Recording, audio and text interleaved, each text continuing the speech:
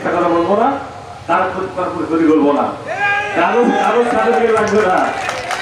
ইনশাআল্লাহ আপনার নামাজটা করবেন, নামাজ তারা মুসলমান আছেন, হিন্দু যারা আছেন তারা তো আপনি প্রার্থনা করবেন মন্দিরে যায়। যারা মুসলমান আছে সাথে বলি এখনো বলতেছি তারা আল্লাহ পরে আমার বলে সন্তান দিচ্ছে, আপনারা পাঁচটা নামাজটা করবেন। এই যে খাওয়ার সমস্ত ব্যয়ভার এবার খালেদ মানে নিজে করতেছে। আমি আপনাদের তার 2 লক্ষ টাকা গেঞ্জি দিয়ে 2 লক্ষ টাকা যারা আসেন তাদের বলবেন যে এমপি সাহেব হ্যাঁ ভোট সেন্টারে যেটা বলছে কাজ ভোট দেবেন তা উনি বলেনি, কিন্তু ভোট সেন্টারে ভোট দিতে যেতে বলছে পরিবার সহ একা যাবেন না, পরিবার সহ যাবেন, বড় ছেলে মেয়ে তাদেরকে নিয়ে যাবেন। হ্যাঁ ইনশাআল্লাহ আবার দেখা হবে, সে পর্যন্ত সবাই ভালো থাকেন। এখানে আমাদের ভাইস চেয়ারম্যান ক্যান্ডিডেট আমাদের খালেদুল ইসলাম বকুর,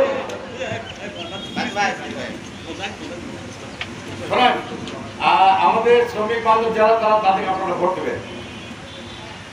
এটা আমি শ্রমিকের নেতা হিসেবে আপনাদের কাছে যেসব নেতারা শ্রমিক বান্ধব তাদেরকে আপনারা ভোট দেবেন।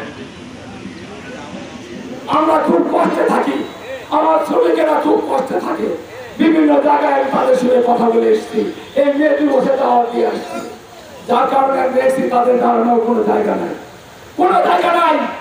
আপনি এমপি, আপনি জয়পাল 1 আসনের মাননীয় এমপি, আপনি আমাদের অভিভাবক, আপনার কাছে আমার অনুরোধ এই শ্রমিকগুলো একটা বিধি ব্যবস্থা করবেন, এই শ্রমিকগুলো যাতে করে ভালোভাবে চলতে পারে, ভালোভাবে দুবেলা খাবে খেতে পারে, এটাই আপনার কাছে আমার অনুরোধ।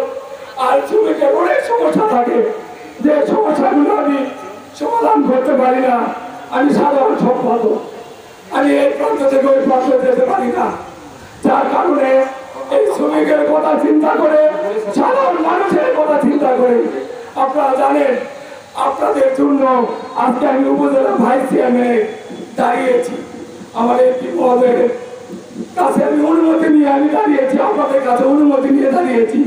এর আগে এমপি মহোদয় বলেছে আপনাদের আমার বাৎসরিক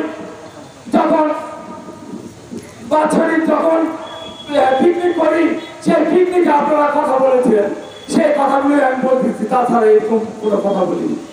আমার কথা হচ্ছে সেই টাইমে আপনারা গিয়েছেন, আপনারা বলেছেন যে আমি আপনাদের কাছে দাবি করেছিলাম, আপনারা তো অস্বীকার করেছেন। ঠিক আছে, আমাদের সংগঠন থেকে, শ্রমিক সংগঠন থেকে সকল শ্রমিক পাঁচগুলি সকল শ্রমিক এক হয়ে আমাকে এজাজত দিয়েছিলেন, মনে আছে আপনাদের?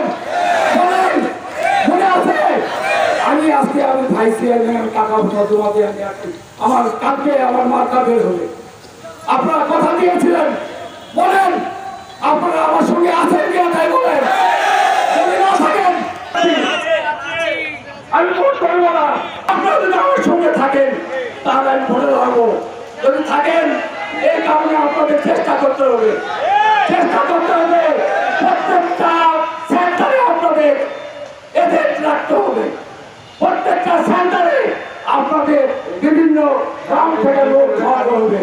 যদি মনে করেন আমাদের সেক্রেটারিকে আমরা ওই ভাইস চেয়ারম্যানে দেখতে চাই, তাহলে আপনারা একজন কালেক্টর হিসাবে কাজ করতে হবে।